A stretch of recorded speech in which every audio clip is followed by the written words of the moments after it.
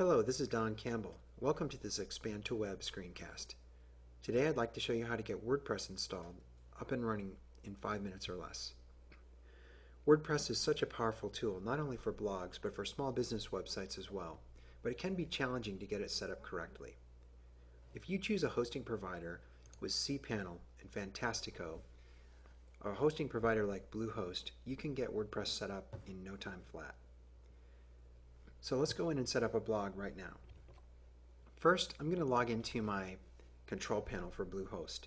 From here, you'll see a whole bunch of things. I can manage all the aspects of my hosting account. But if I scroll down, you'll see a little smiley face icon for the Fantastico tool.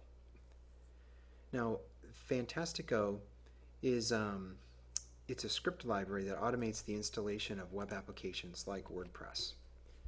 And when I go into this screen, you see a whole bunch of things over on the left-hand side that I can do, but what we're interested in here is WordPress. So I'm going to click on that.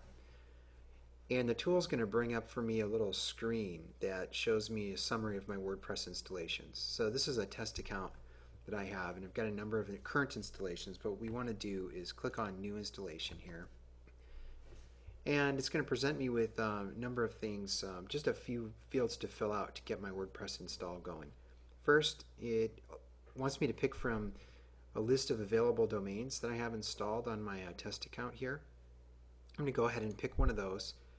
Then it asks for which directory do I want the blog installed in. Now, a lot of people go back and forth on this. Should I install my blog in the parent directory, right at my domain at the root level, or in a subdirectory? It really depends on the architecture of your site. I think it's fine to install it at the root directory of the domain. For this case, I'm just going to type it in. I'm going to install it in a directory called blog4, but you could do it, whatever makes sense for your site.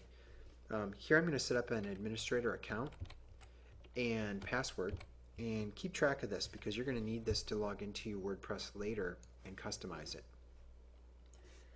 Then I need to set up an email address that it can send information about my account to, and then give the site a name. And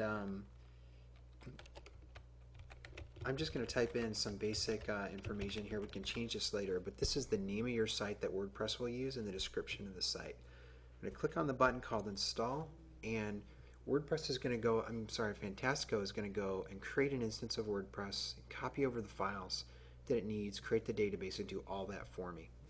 So now I've got the URL to my blog is right here, and I'm going to click on Finish Installation and wrap things up.